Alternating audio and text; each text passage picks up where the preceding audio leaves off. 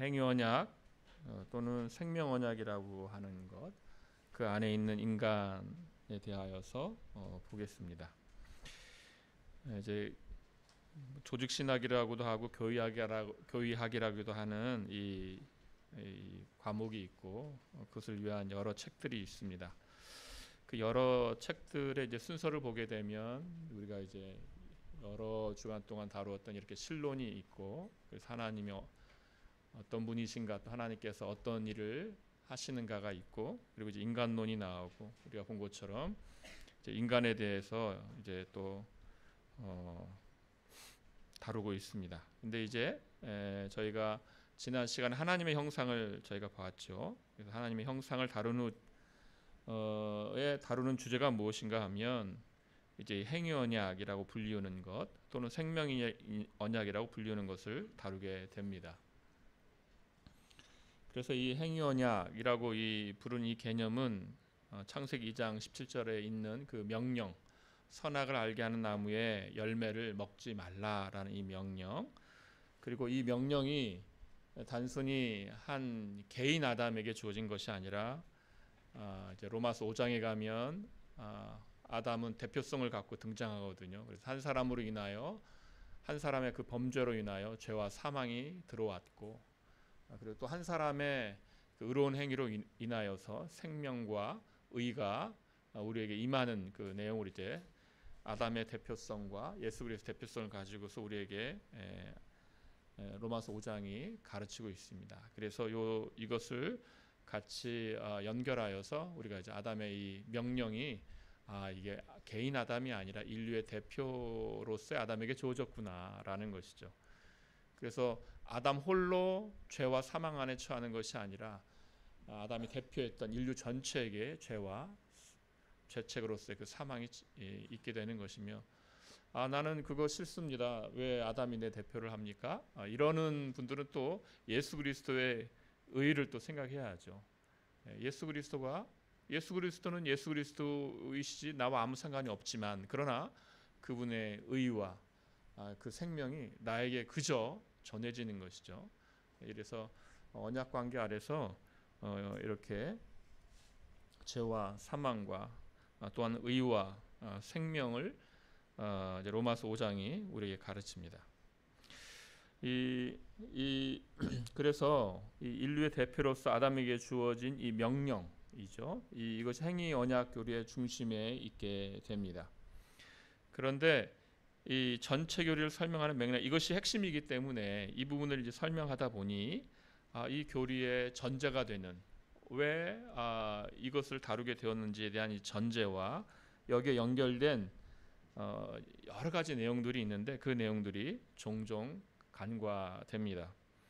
그래서 이 내용들은 성경이 우리에게 정말 가르치는, 정말 말하는 그 복음과 깊이 연결되어 있기 때문에 이 내용을 저희가 좀 생각해 봐야 된다고 생각합니다. 그래서 행위 언약, 또 교리 공부를 또 여러 번 하신 분들, 또 잘 아시는 분들은 행위 언약, 아담이 그 대표성의 원리로 인하여서 하나님으로부터 그 계명을 받은 것, 시험의 계명을 받은 것, 이제 그렇게 아실 텐데, 그것과 연결된 그 전제되는 것들, 연결된 것들 먼저 보고 그 다음에 이제 행위 언약의 핵심이 되는 그 부분을 다루도록 하겠습니다. 이 언약은 하나님과 인간의 관계를 말해줍니다. 그러니까 하나님과 인간의 관계, 즉 인간이 하나님을 대하여 서 있다는 거죠. 인간은 홀로 있지 않습니다. 인간은 홀로 있지 않고 하나님을 대하여 있습니다. 이것을 잘 설명해 주는 교리가 바로 언약입니다.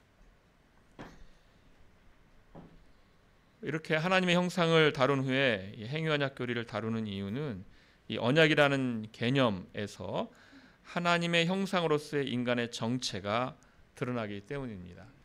인간이 하나님의 형상인데 도대체 하나님의 형상으로서 인간의 그 정체란 무엇이냐? 하나님의 형상이기 때문에 하나님을 향하여 서 있구나. 하나님과의 관계 아래 있구나. 이것이 바로 이 언약에서 드러납니다. 인간은 하나님의 형상입니다. 다른 피조물들과 다른 것이죠. 인간은 하나님을 의존하고 있고, 그래서 그것을 인정하면서 나는 하나님을 의존하여 있습니다 라고 인정하면서 하나님과 그 관계를 맺어야 하는 것입니다.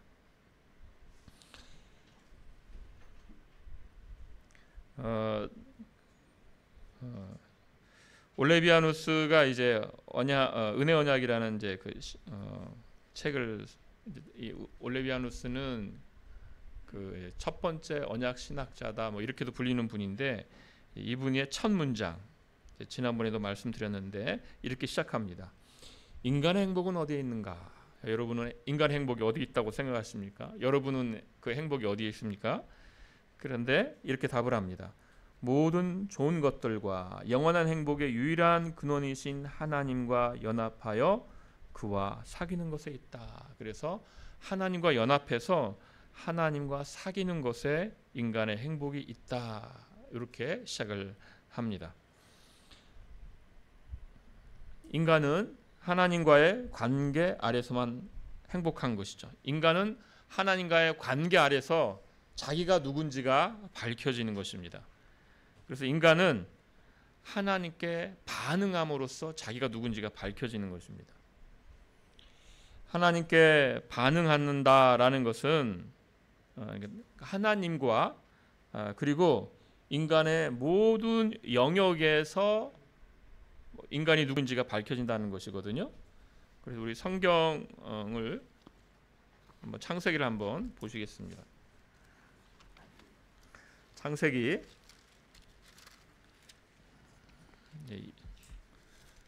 1장부터 보겠습니다. 1장에 이제 하나님께서 인간에게 주신 이런 명령들, 그 임무들이 무엇인가 이렇게 보면서 이 내용을 보겠습니다.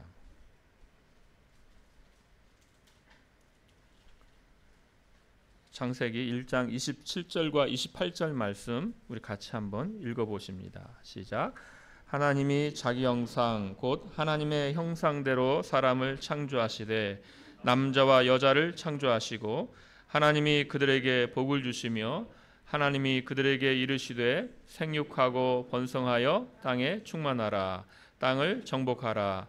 바다의 물고기와 하늘의 새와 땅에 움직이는 모든 생물을 다스리라 하시니라. 27절에 하나님의 형상대로 사람을 창조하시고 28절에 그들에게 복을 주시면서 이제 생육하고 번성하여 땅에 충만하라. 땅을 정복하라.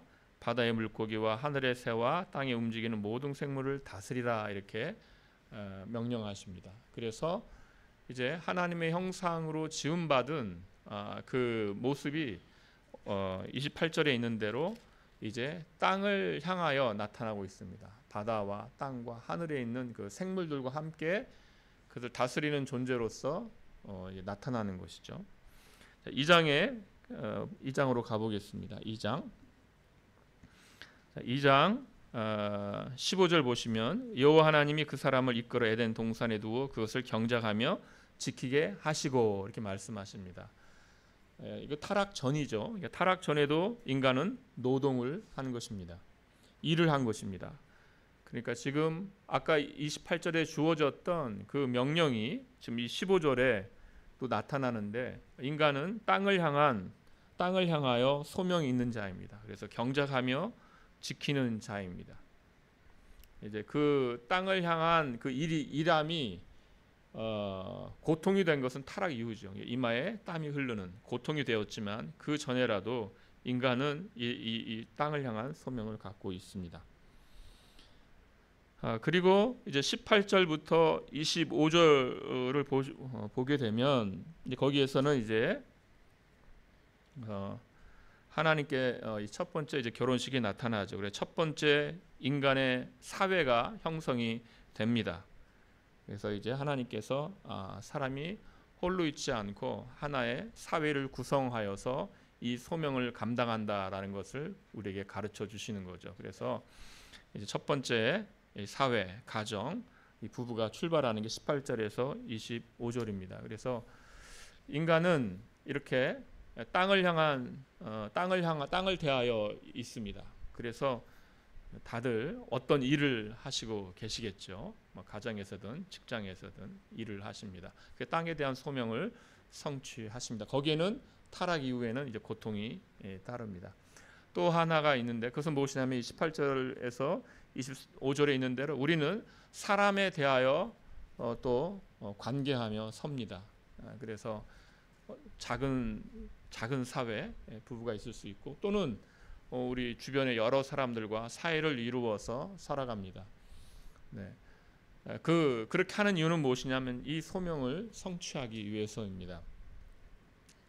그래서 또 인간이 여러 이런 관계들을 맺으면서 살아가야 되는 것이지 그 관계가 빠져버리면 참 인간의 삶이 또 그렇게 어떤 의미가 없고 재미도 없죠. 그런데 이 모든 것에 있어서 그 제1원칙이 주어지는데 17절입니다. 선악을 알게 하는 나무의 열매는 먹지 말라. 내가 먹는 날에는 반드시 죽으리라 하시니라. 그래서 이것들 사이에 땅에 대한 소명과 이 땅에 대한 소명을 함께 이룰 이 사회를 구성하면서 하나님께서 이 말씀을 주신 것입니다. 이 명령을 주신 겁니다. 선악을 알게 하는 나무의 열매는 먹지 말라. 내가 먹는 날에는 반드시 죽으리라. 그래서 선악의 판단은 인간 스스로에게 주어져 있지 않고 선악의 판단은 하나님이신 거죠. 인간은 스스로가 선악의 판단자가 되는 것이 아니라 인간은 하나님의 뜻 아래서만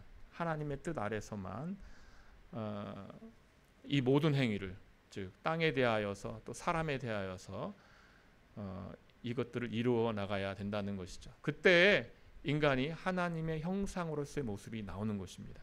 그래서 일을 할 때에도 하나님의 뜻 아래서 다른 사람들과의 관계 아래서도 하나님의 뜻 아래서 해야 한다는 것이죠. 그 모든 것이 바로 우리가 하나님을 향한 답을 하면서 사는 것입니다. 그래서 그 1번이라고 숫자 1번이라고 있는 그 문단의 밑에서부터 5번째 줄 보면 이 모든 일은 하나님에 대한 소명과 함께하는 것입니다. 인간은 땅을 상대해야 하며 다른 인간 동료들을 상대해야 하나 이 모든 일을 할 때 가장 근원적으로 하나님 앞에 서서 하나님께 답하는 방식으로 해야 하는 것입니다. 하나님의 형상이기 때문에 그렇습니다. 하나님과의 관계는 그래서 인간의 삶의 모든 영역에 연결되어 있는 것이죠. 그래서 이 행위언약은 단순히 하나님과의 관계, 당연히 하나님과의 관계입니다. 그런데 그것과 연결하여서 인간이 지금 땅에 대하여 무엇을 하는가, 다른 동료 인간들과 지금 무엇을 하고 있는가에 다 연결되어서 바로 이 하나님과의 관계가 있는 것입니다. 그래서 행위언약은 그 주제는 그러니까 지금 왜 우리가 있는가, 왜 당신이 존재하는가, 무엇을 위하여 당신이 존재하는가, 당신이 어디에 있어야 하는가, 이 모든 이 내용을 지금 드러내주는 것이 바로 행위언약이라는 주제입니다. 인간은 하나님 안에 있어야 되는 존재구나. 하나님과 관계 맺으면서 즉 언약 안에 있어야 되는 존재구나. 그럴 때야 비로소 땅에 대하여서 또 다른 사람과 대하여서 정말 복된 관계를 복된 방식으로 그것들을 상대하는 것이구나 라는 것이죠.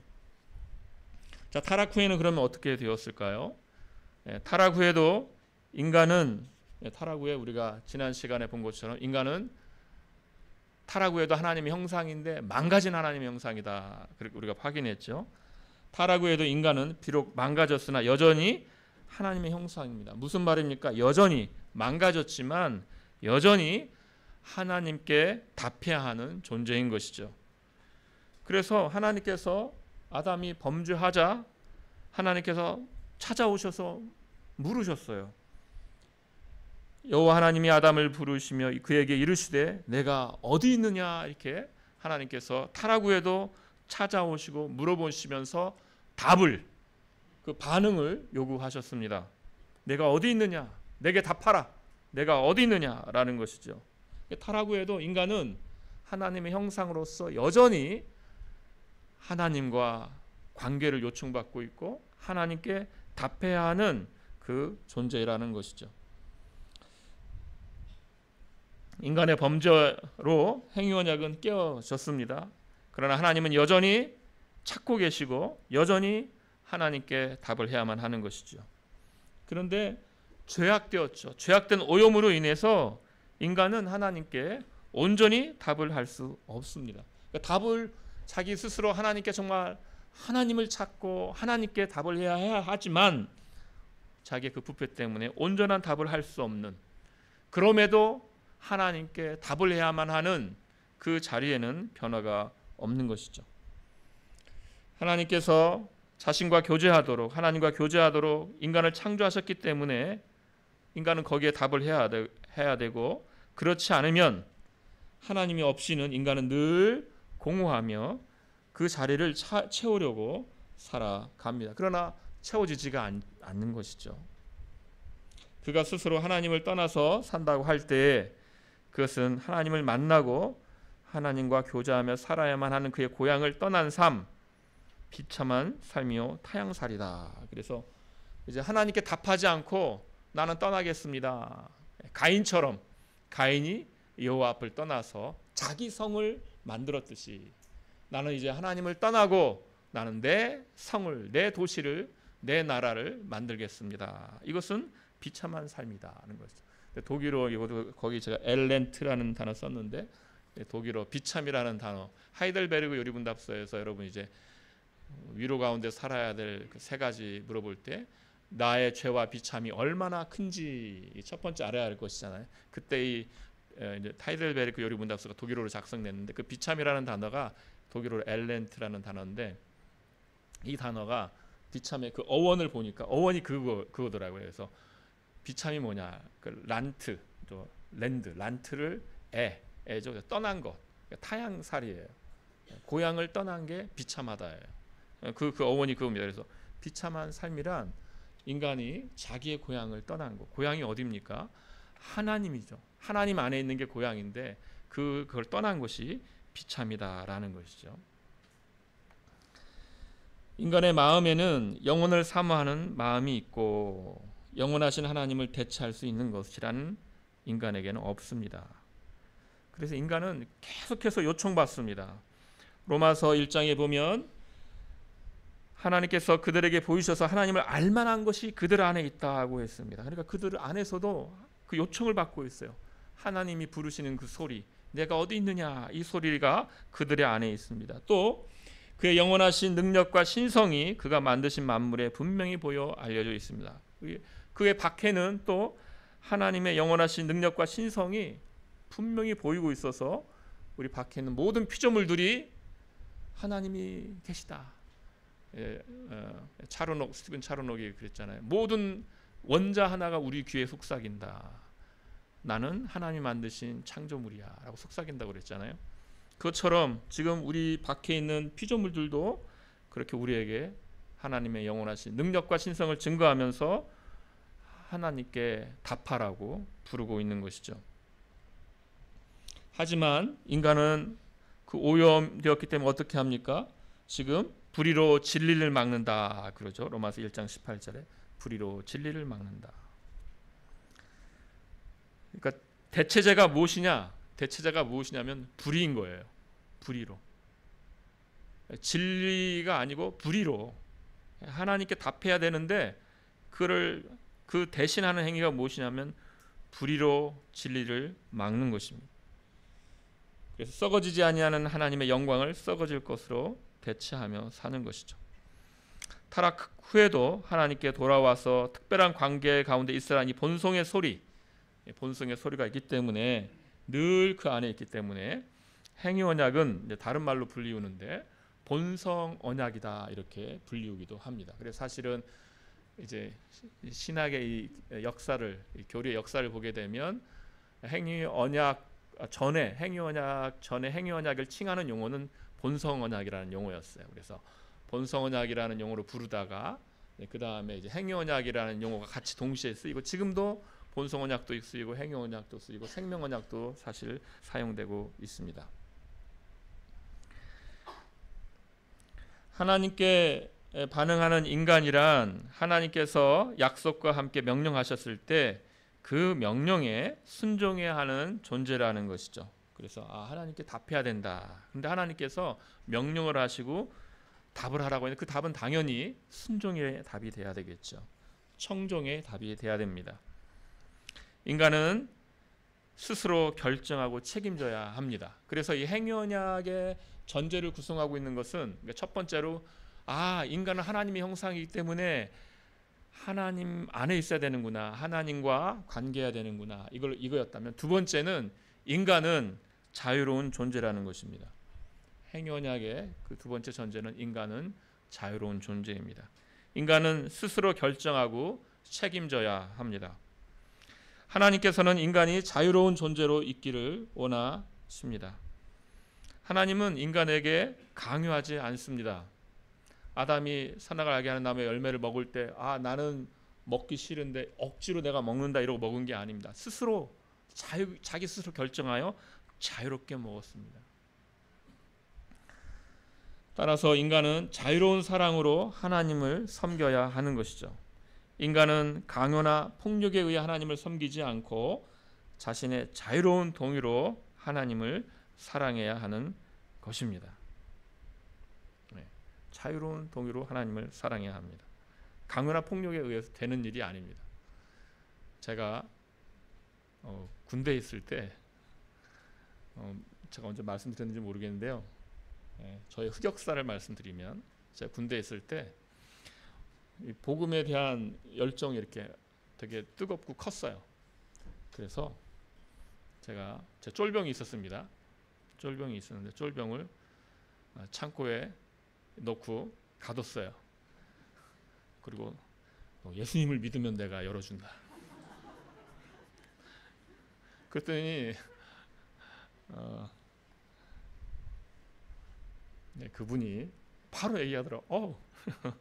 저 예수님 믿을게요. 그러니까 그냥 말을 하는 거죠. 그러니까 여러분, 제가 그때 이 강요나 폭력이 우리 믿음에 되어지는 일이 아니구나.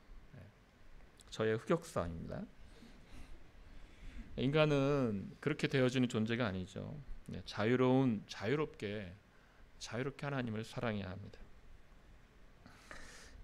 이렇게 합리적이고 자유로운 도덕적 존재로 하나님께서는 인간을 지으신 것입니다.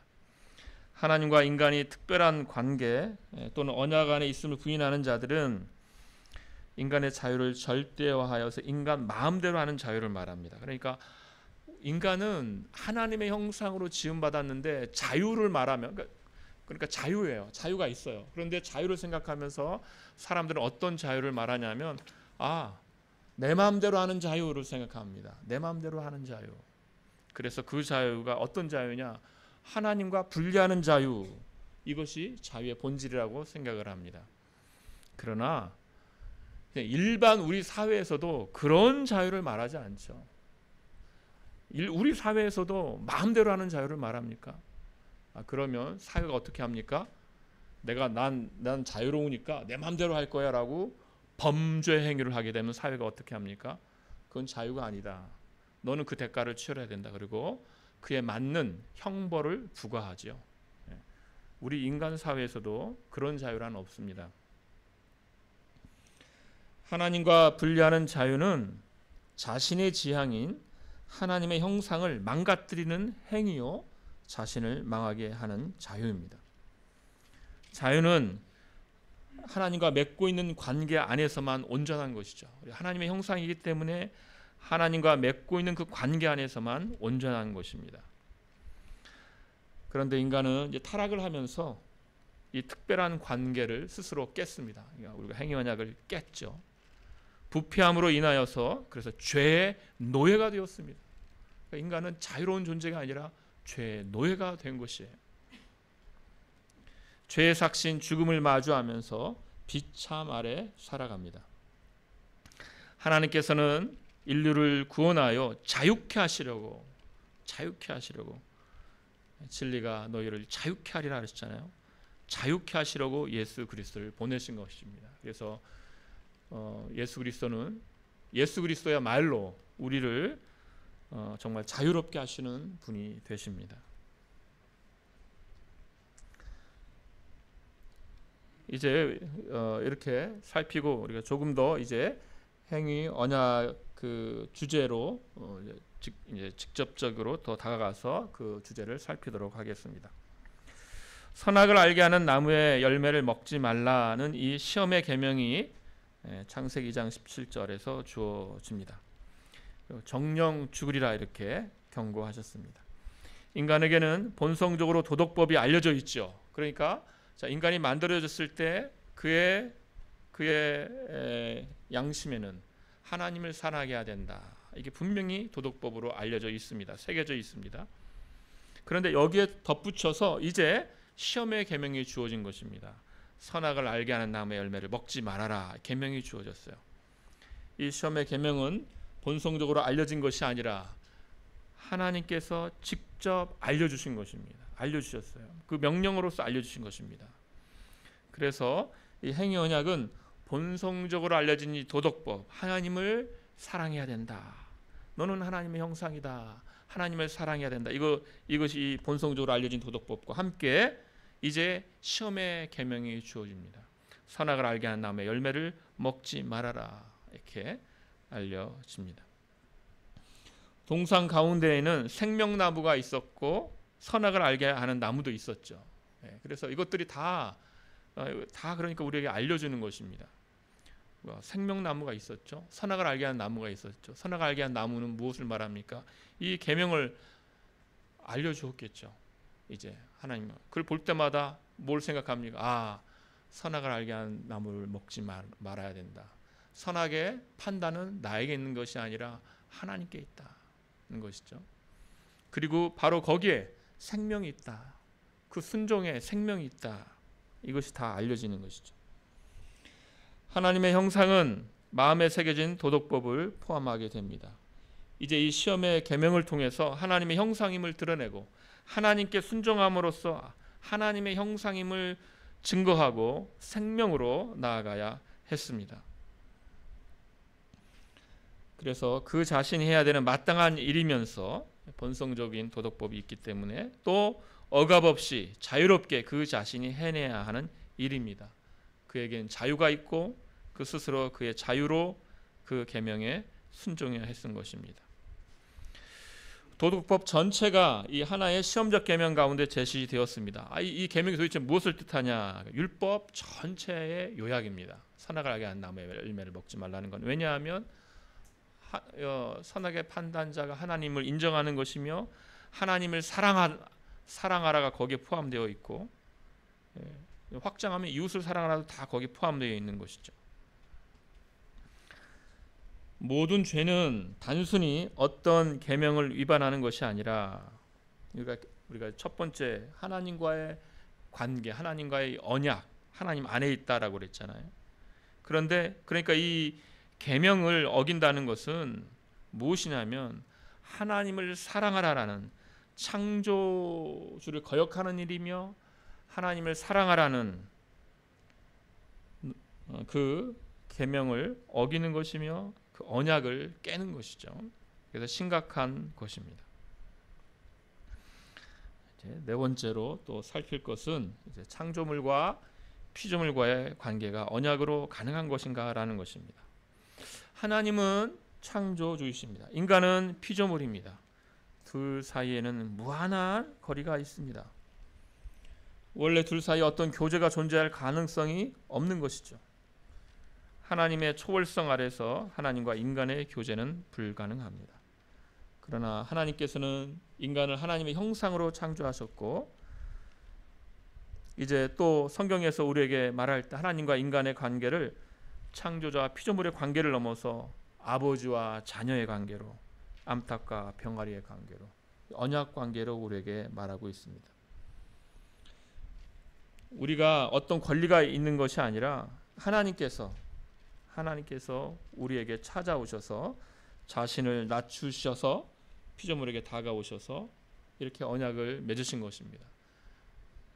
나와 특별한 관계 가운데 있자라고 하나님께서 다가오신 거예요. 너는 너의 자유로 나를 사랑해라. 거기에 생명이 있다라고 특별하게 우리에게 낮추셔서 찾아오셨어요. 창조자께서. 거기에 대한 반응으로 인간은 자기의 자유로 기도와 감사를 하나님께 나아가고 하나님과 교제하며 하나님을 의지하고 하나님을 바라야 하는 것입니다. 다섯 번째로 성경에서 하나님과 아담과의 관계를 언약이라고 표현한 곳이 있는가? 이것을 그러면 언약이라고 우리가 표현할 수 있는가라는 것이죠. 그런데 호세아 6장 7절에서 이렇게 말씀합니다. 저희는 아담처럼 언약을 어기고 거기서 패역을 행하였느니라. 그래서 아담처럼 언약을 어겼다. 그래서 언약이라는 이 아담에게 주어진 것을 하나의 언약으로서 표현하고 있습니다. 또 로마서 5장 12절 21절에 보면 거기에도 나옵니다. 그래서 여러분 로마서 5장 우리 같이 한번 보시겠습니다. 로마서 5장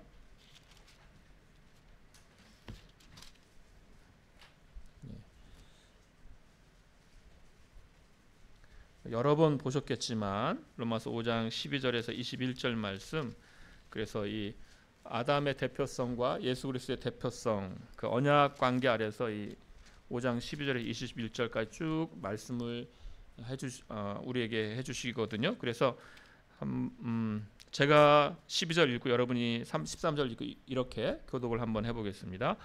그러므로 한 사람으로 말미암아 죄가 세상에 들어오고 죄로 말미암아 사망이 들어왔나니 이와 같이 모든 사람이 죄를 지었으므로 사망이 모든 사람에게 이르렀느니라.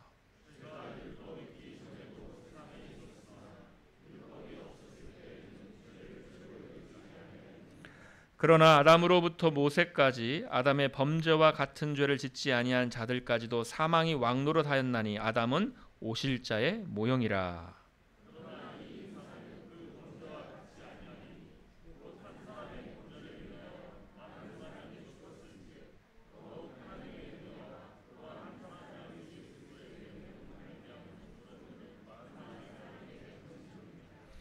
또 이 선물은 범죄한 한 사람으로 말미암은 것과 같지 아니하니 심판은 한 사람으로 말미암아 정죄에 이르렀으나 은사는 많은 범죄로 말미암아 의롭다 하심에 이름이니라.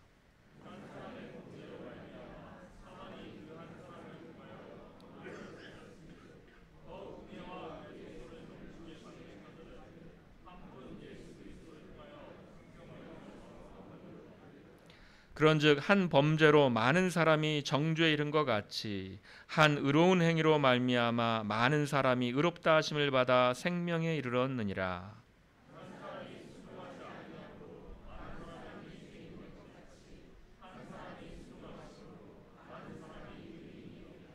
율법이 들어온 것은 범죄를 더하게 하려 함이라. 그러나 죄가 더한 곳에 은혜가 더욱 넘쳤나니.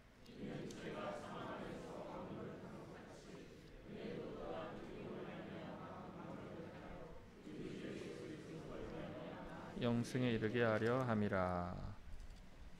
아멘. 이제 보시면 12절에 한 사람으로 말미암아 죄가 세상에 들어오고 죄로 말미암아 사망이 들어왔다. 또 14절 보시면 모세에 이르러서 율법이 주어지지만 그러나 그 전에도 아담의 범죄와 같은 죄를 짓지 아니한 자들까지도 사망이 왕노릇했다는 것이죠. 그래서 아담은 오실자의 모형이 된다. 그래서 율법이 율법이 주어져서 율법을 어겨서 사망이 온 게 아니라 율법이 주어지기 전에라도 다 사망 아래 있었다. 왜 그런가? 오실자의 모형이다. 대표라는 것이죠. 그래서 대표로서의 그 모형이 된다는 것이죠. 그래서 이제 예수 그리스도께서 그 하나의 그 행위로서 이제 의와 생명을 선물로 우리에게 주신다는 것을 이제 그 뒤에 이렇게 쭉 말씀해 주십니다.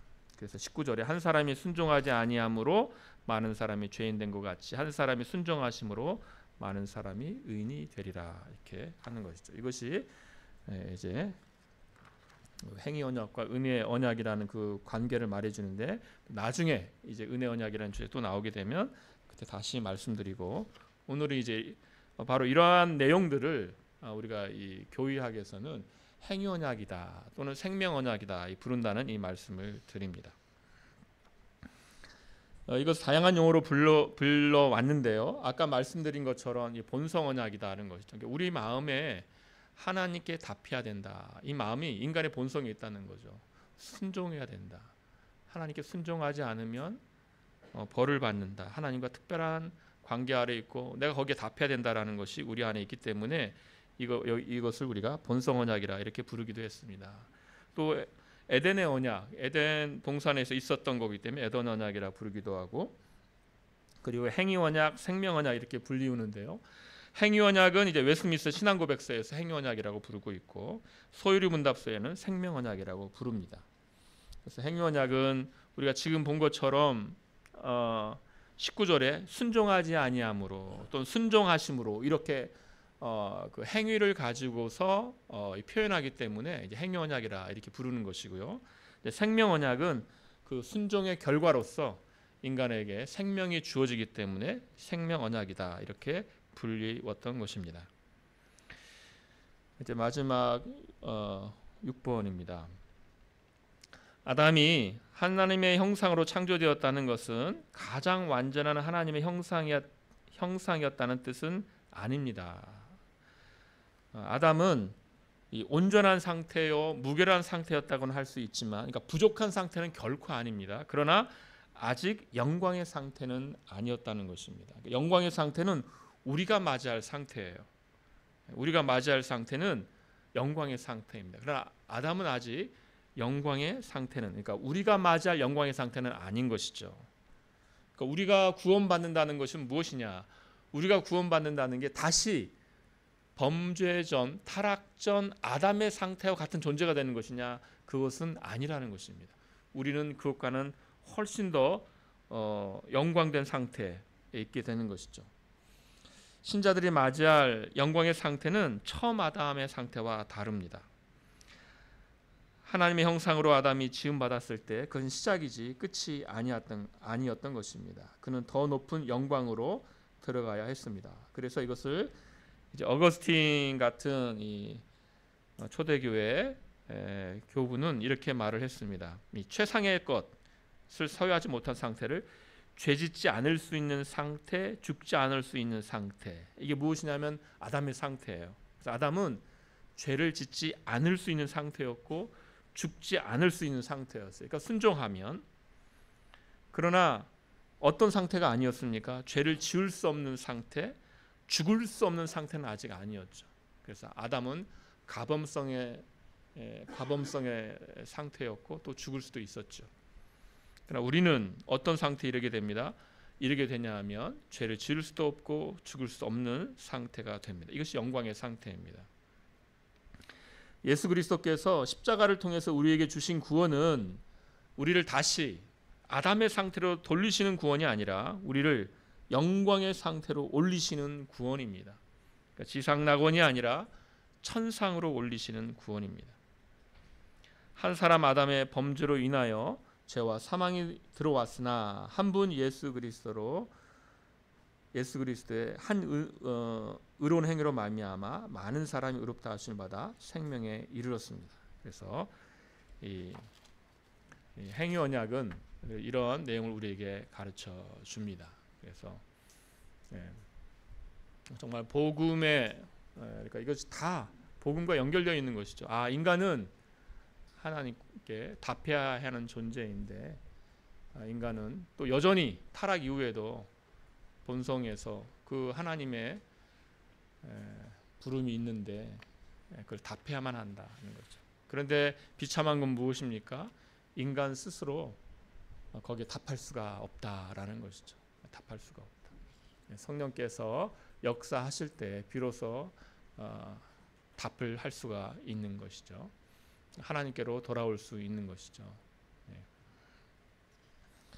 우리가 오늘 이렇게 행위 언약 또 생명 언약 안에 있는 인간에 대해서 배웠습니다. 하나님 안에 있는 것이 얼마나 복된 것인가.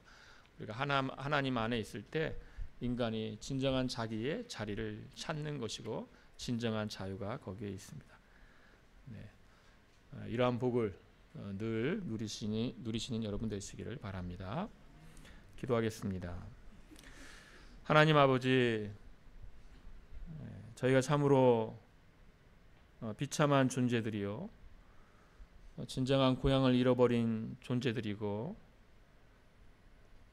고향을 잃어버린지도 모르고 방황하면서 살아야 했을 존재들인데, 저희들을 찾아오셔서 저희들을 불러주시고 성령께서 우리 안에 빛을 비추심으로 주님께 답하게 하시고 돌아오게 하시고 우리의 진정한 자리를 찾고 그 안에서, 하나님 안에서 쉬게 하여 주시오니 감사옵나이다.